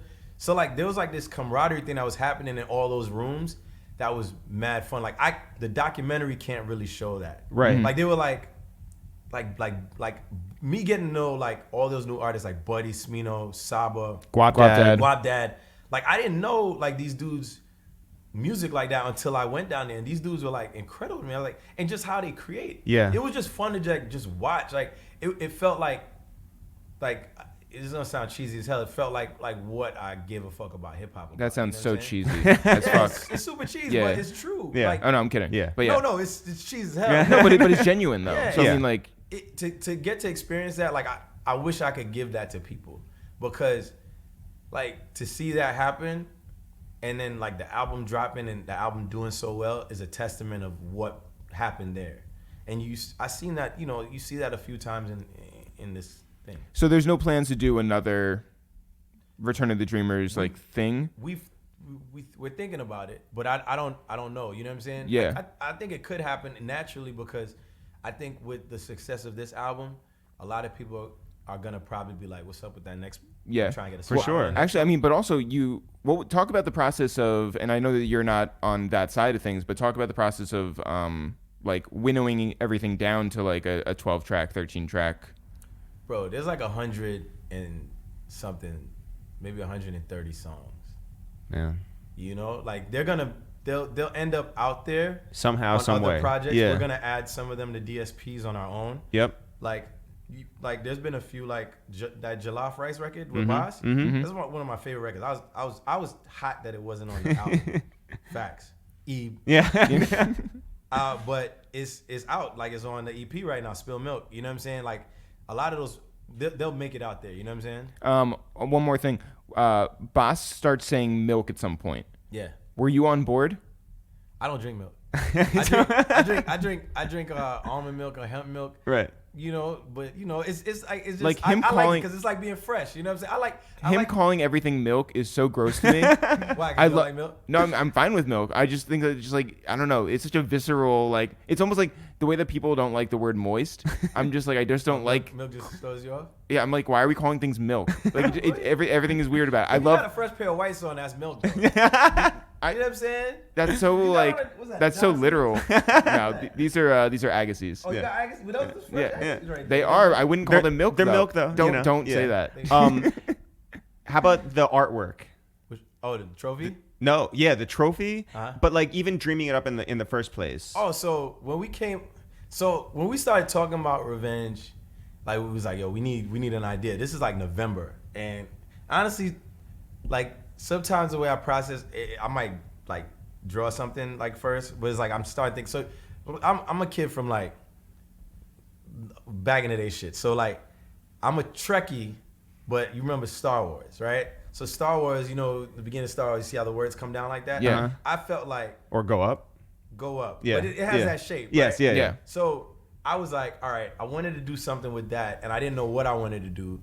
So I first came with the like a really bad paper sketch of like revenge, and I tried to do Of the Dreamers. I was like, fuck that. So I did revenge, and I did the 3. Then I scanned it, and I did like a black and white image, and then I kind of animated it, and I texted to Cole and Adam, and it just flickered a lot. And Cole was like, that shit kind of dope. I was like, all right, so I have something, right? Yeah. Mm-hmm. So I was like, all right, we gotta work on this shit. So we didn't work on it initially. We just did the solid thing, and then we did the invitations, and that kind of lived for like a while. And we were like, all right, album. Like after we did the sessions, we came back home. We was like, we gotta figure something out. And I was like, yo. So one day, me and Adam was in the office, and we was like, we gotta figure out what to do with it. I was like, yo, I kind of feel like, yo, this is a celebration. This album is a celebration of where we at right now, cause shit is kind of moving. Ari's moving. Everything's moving. Like people fucking with us. Like we got to do a trophy. We got to do a fucking trophy. We got to do a trophy, and we got to celebrate this shit. So he's like, how we gonna build a trophy? So I was like, I don't know. I didn't really know how we are gonna build a trophy. I hit up a dude I used to go to high school with. My homie. Oh, did he go to LaGuardia? Oh, No, I'm yeah, sorry. Yeah. Yo, fuck LaGuardia, yo. R&D Design, stand up. 'Cause we out here doing big things. R&D Design High School, class of 1999. We doing big things. So I hit my homie Desi. Desi works for this company that designs like they build stuff. They build stuff for like museums. Like they build statues, all this shit. So I hit Desi. I actually hit Desi before that to build a moon. I hit him up like, yo, I need to build a fucking moon. He's like, a moon? I need a moon taller than me, bro. He's like, yo, what are you talking about? I was like, I need a moon because my homie Jid is going on tour. I need to build a moon for the Catch Me If You Can tour. Yeah. And I needed to say East Atlanta Playboy, and I need that shit to light the fuck up. Yeah. So he's like, I could build it. That shit gonna be expensive. I was like, yo, I need that shit tall. He's like, yo, you sure you don't need a small? I was like, yo, I need this shit like 6 feet, Yo, 6.5 feet. I wish it was sort of like Spinal Tap, where you know how like they have the Stonehenge? Yeah, Stonehenge that like ends up being like a foot and a half. Nah, son, we going big. So my homie builds this for you. He builds that, and he builds a marquee that lights up for Jit's Which tour. we saw Yeah. when we And saw him in LA. and Yeah. it was fire. Yeah, right? definitely So I'm like, fire. fuck that. So I hit him again. I was like, yo, I need a trophy. So he always like 6 feet tall. He, Yeah. he like laughs when I hit him because I just hit him randomly. Like I don't know how it's gonna get made. I need this made. So I give him like the sketch, and first I did like a really bad Photoshop mock of what I think it would look like. I'll show it to you. It's terrible. And then he sends me back like a CAD 3D sketch of it. I'm like, boom. So he's like, all right, I can build it. It's gonna take me a couple weeks to build it. So he builds it, and we go to his studio space to see it. I'm like, oh, this shit's fire. So I don't even show it to Cole yet, right? I'm like, all right, we gonna get this done right. We gonna get some good photos done. So finally, we get this piece done, and like we get the trophy done, and we get the design. We got a couple different angles of it, and I'm like, now I want to get it photographed. So there's this dope photographer in Montreal that we met on KOD tour. This dude named Nazca Demini. He's so dope. Yo, Yeah. So I met him. Just shout out to Brian Summers, dope photographer. I'm looking on Brian's page because I'm always on my phone, terrible. I'm always on Instagram, and I see this photo of Brian. I'm like, yo, who took this fucking photo? I'm on tour. I'm on a bus, like going from some city to another, and he's like, oh, my man Nazca. I'm like, oh shit, I'm going to Montreal in like a couple weeks. So he connects us. So one day I'm like, my plan was to go get a photograph of all the artists. Like, yo, we take a outing while we're in Montreal. Nobody wakes up. I'm like, fuck it, I'ma still go. Yeah. I want to get some poutine, and I want to go to the studio. So I hop on a fucking train. I go to his studio space, and we talk for like hours. And we talk about like a lot of ill shit. And our conversation really resonated. And I said to him, I was like, yo, I don't know what we're going to work on together, but we're going to work on something.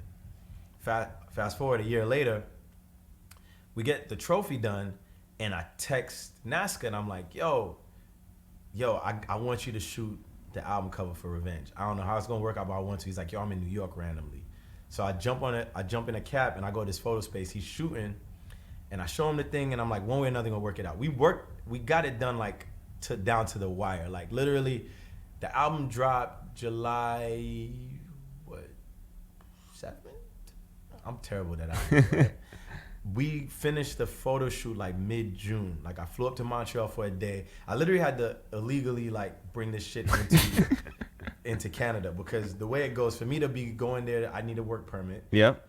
I ain't got no fucking permit. Right. Mm-hmm. You were there for pleasure. I was there for a party. And yeah. poutine. Yeah. Shout out my homie Visuals by Pierre Carr. He had a party out Yeah, there. shout out to Pierre. Yeah. So we wrapped the trophy up like in mad towels and stuff because I had to check the bag. The trophy's like this tall. Yeah, like 2 feet. And it's heavy as fuck. I couldn't carry it. I couldn't be a carry-on. So I put it in this really big thing and I wrapped it up and padded like crazy. So mind you, I'm only there for 2 days. So when I go through customs, dude is like, you're here for what? I was like, oh, I'm just here for a party. And he's like, do you have any other luggage other than this bag? He's like, yeah, I got like a carry-on. He's like, I got something I checked on the plane. He's like, why do you have something checked on the plane if you're only here for 2 days? I was like, oh, I'm bringing, like I have a friend who lives here now and I'm bringing some shit that he left. He's like, what is it? I was like, it's a trophy. He's like, it's a trophy. He's like, yeah, because I'm like, he's going to go in the bag, so I can't just say it's clothes. Yeah, right, yeah. So he's like, it's a trophy. He's like, what was the trophy? Oh, it's the trophy he won. And I'm just bringing it for him. He's like, oh, okay. He's like, did he pay for it? I was like, nah, he won it in like a tournament. He's like, all right. What was the tournament?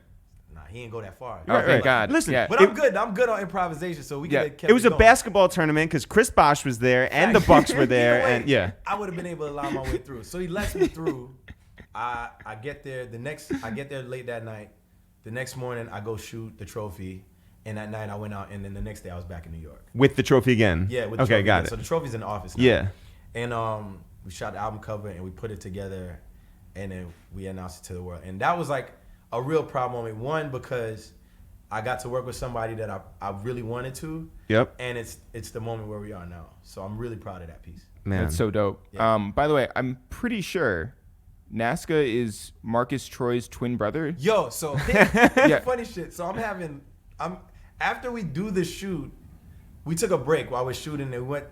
No. The first time I met him. This happened when I first met him, when we was on KOD tour. So I meet up with Nazca, and then we're like, let's go get some food around the corner. We go to this spot, and my homie is like a huge fan of Nazca's, Nazca's work. He follows Marcus. Yeah. So I'm sitting there with Marcus and Nazca eating, and my boy's like, yeah, you out there in Montreal, you got to check this dude Marcus Troy. So I say to Nazca, I was like, yo, you know this dude named Marcus Troy? And Marcus is like, that's me. And I'm like, what? I was like, yeah, like, we're brothers, we're twins. And that's when I look at them and realize, oh shit, they are fucking twins. And they're identical. They're identical twins, but Yeah. I didn't see it. I didn't see it like on some crazy shit. Like I'm dumb, like I'm a fucking idiot. Because he has locks. And he's like, I was like, oh fuck, y'all are twins. It's like, this is crazy. Like my homie just said for me to connect with you. I'm Yo. like, so yeah, shout out to Marcus Troy. He's a dope dude too, man. Yeah. So you mentioned earlier how you were listening to Cole and then you were listening to Crit, and recently on Crit's new album, Cole's feature starts off talking about how you introduced him to Crit's music. How did it feel when that verse went out to the world? All right, first of all, I never even knew about that. I didn't know about the record. So I'm thinking, I'm assuming that record got laid during the sessions, or Crit was down there, yeah. Yeah, I'm like, I'm thinking it happened that time, but I don't know when it happened. So I wake up that morning, and first text I get is like, yo, you on the internet. That doesn't even sound good, right? No, it So I'm sounds like, terrible. So I'm like, all right. So I start looking through, and I'm seeing like at replies like, yo, Felton told Cole. I'm like, what? So then I see the song. So I'm listening to the song, and like Cole comes in second verse. So I'm just listening to the song. I'm like, what am I listening for? And then I hear it, I'm like, damn, that's kind of fire. I was like, damn. And it's like, yo, it's I remember when Cole shouted me out on Forest Hills Drive, you know, and it's crazy to get my name on a rap album, period. You know what I'm saying? Like it's a like, unique name. Just to be we're all a part of this thing, right? Yeah. Mm-hmm. We're all a part of hip hop, and it's like when you get any kind of nod. The best kind of nod? Boss nod. Yeah. Shout out to Nard. Yeah.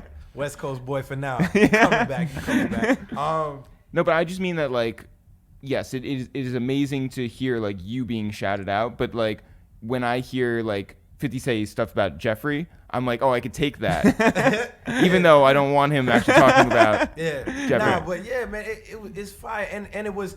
I remember like being like giving Cole Crit was here, and I remember when Cole first went out on the road, he took Crit, and I was like, yo, he's like, who should I take? I was like, you should take Crit. You should take Crit. Like Crit's dope. You gotta take Crit. Y'all kind of from the same cloth. Yeah, you know, y'all gonna be the guys. Cause that's how I look at Crit, you know what I'm saying? They're the guys for me, in the industry. You know, him, Kendrick, that's my people that I look at like they're the guys to keep this thing going. So when he's, you know, I knew he always knew that. I never thought that he'd nod that. Cause even when him and Crit was on tour, I went to the show in I think it was Jersey, and I didn't even like meet Crit. Like I didn't have that moment. Be like, yeah, you know, Phil, you know, I'm a big fan, and you know, I told Cole about you. Yeah. Like I never had that moment, but like for that to be on record is like, you know, it's amazing to me, and I thank Cole for that. So Cole is somebody who we've seen recently. He's in the city. He's playing pickup basketball, like with the like Brickley and the NBA guys. But it's funny. I remember first seeing in the HBO documentary him riding his bike around the city. And now it's like continued to be this thing where he's just like here and he'll ride a bike and that's the way he moves around. It's the same bike. It's the same bike. He rides that bike all the time. And you're with him. Yeah. Oh, yo. So funny story. The other night, right? He was like, we gotta do this. So we go ride over to Brooklyn Bridge. I'm like, bet, we gotta do it. So I'm hyped. I'm like, all right. So what is this? Saturday night, I come home. I went to some party. I came home, got my bike. Rode to Canal, rode to the west side, met him. We ride up the west side a little bit and then cut into the city. So we ride through the city, ride all the way up to Columbus, bus over to the Apple store. We go to the Apple store. He got to get a new phone. Cole is notorious for like, he's the phone destroyer. Right? So we get a phone, we ride to the east side, and now we're riding down because the goal is we're going to ride over the Brooklyn Bridge. It's like, we go ride over the Brooklyn Bridge. We're riding, we're cruising on 2nd Avenue.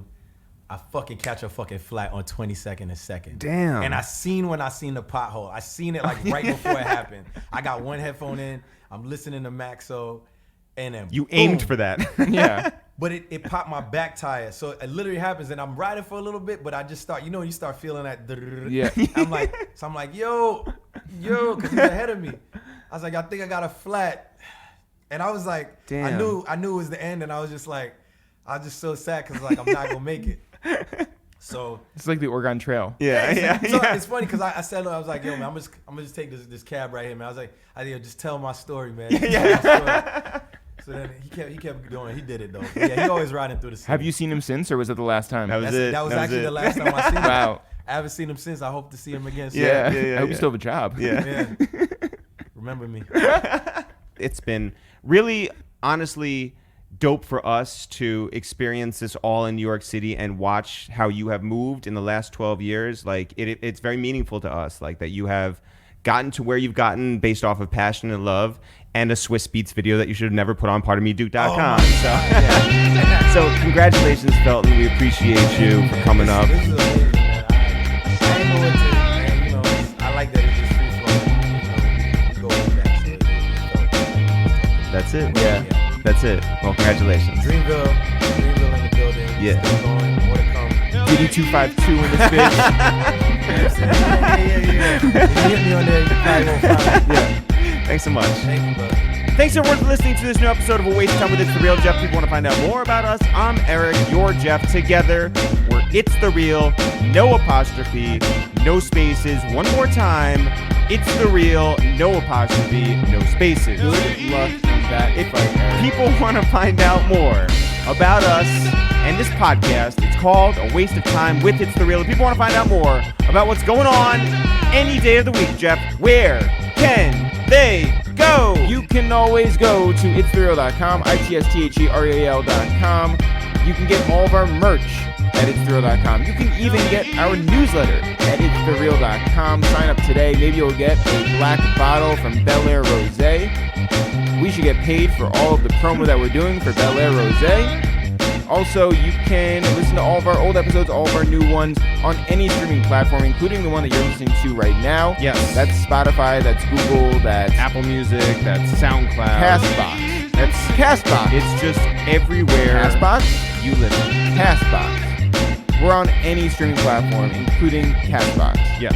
We should get paid by Castbox. Social media. Social media. We are on Twitter at It's The Real, Facebook at It's The Real, Instagram at It's The Real. Jeff, this is the portion of the podcast where we put a call out to the internet and we say, hey, we have a question. Here's a question. Where do you want us to do a live show and the internet en masse? Hit us back, and they said what, Jeff? They said a whole bunch of places. All right, Jeff, I'm going to read out the city, and you read out who wants us to come down there. Here we go. Fort Lauderdale, Florida. Jorge H954 and friend of the podcast, Jenna Luckman. Yeah. Philadelphia, PA. That'd be Brett Fox, who said we would have a sold-out show. Alex Deo, who said we should come with Meek Mill and Tierra Whack. Sure. And Todd Gulim. All right. Rio de Janeiro. All right, so come to Brazil, obviously. Yes. Shouts to Jimmy Brandley. There you go. Who is not from Brazil. Orlando, Florida. This is a bunch. This is Nigeri X3, Hen Griffey 281, great name, Beatmaker, and Dominarican 928. All right, people want us to come back down to Atlanta, Georgia. Which we are going to be down there later this year. Ash the Stampede and Casillas Audio. Baltimore, Maryland. Chocolate Storm. All right, someone wants us to come down to Fallujah, Iraq. Yes, shout out to the commuter for it. Listen, you set it up. I will happily be in Fallujah, Iraq. Salute. Support the troops. Charlottesville, Virginia. That is our guy, Bro Grades. New Orleans, Louisiana. Carlos Marcello, Miss Callie, and OG Carlton 77. How about Denver, Colorado? Shout out to Jake Blackson. We were just out in Denver a few months ago. All right, Chicago, Illinois. JOOJ. All right. Los Angeles, California. Shout out to Shankopotamus, who has been very supportive. Yes. Multimedia Bob from the Inside the Vibe podcast. You know the fucking vibes. Detroit, Michigan. Roy is the boy. Cash Money Josh from Kalamazoo. Close enough. Houston, Texas. That's Jeffrey and Moda Connoisseur and MJ Owens. How about Winnipeg up there in Canada? I want to shout out Clement Bedeku. I want to shout out Bluku Rank, who said he would travel anywhere in Canada, but he did not mention Winnipeg. So, you know, make the trip to somewhere, but That's right. Hopefully Winnipeg. Reno, Nevada. Figueroa J10. Washington, D.C., our nation's capital. Also home to our aunt. This is true. And also home to Raphael Cartier, Gerard Hussein, Sean Kennedy from Frederick, Maryland, Stevie A, Jay Guevara from Richmond, Coach Wade, Believe Lando. Shout out to the entire DMV. How about Las Vegas, Nevada? Moi, Coupe de Gras. How about Nashville, Tennessee? Just call me Flo and In the Bud. Jeff, does anybody want us to come back to the greatest city of them all, New York? Well, our friend Cam does. All right, shout out to Cam. Portland, Oregon. That would be Dub Dynamite. I don't know anything about Dub Dynamite, but I do know it's a great name. Does anybody want us to come to San Diego, California? Young Lion Blog, who interviewed us, and it was a great interview. Shout out to Young Lion Blog. One person would like us to come overseas, back to our second home, London, England. Not only one person wants us to come back. Oh, one person has replied. Responded, yeah. Yeah, so John Muro. This has only been 5 minutes on the internet. All right, how about Phoenix, Arizona? Row Knowledge. Anybody, Jeff, in Rexdale, Canada? Okay, so that is where Nav is from. Oh, okay. And Gucci on site, who is Nav's biggest fan, wants us to come there. Actually, our friend Grant Ridner, yes, when asked to put together his list of top 50 MCs, yes, Nav was up there? Nav was every single one. Oh, there all you 50. Go. Seattle, Washington. Andrew J. Rivers, also Macklemore. And yeah, Macklemore. Does Macklemore want us to come back? Yeah. Who wants us to come to Boston, Massachusetts? And the Law 22. Here's the thing, I haven't been back since I went to college there. So really, it should be a great homecoming. It would be huge. I think people will pour out in the streets when they realize that me, Boston's favorite son, has come home. It's the real. Yeah. Imagine this. I will happily imagine this. It's the real. Featuring Ely Wiesel. Jeff, now for real. For sure. We'll see you guys next week.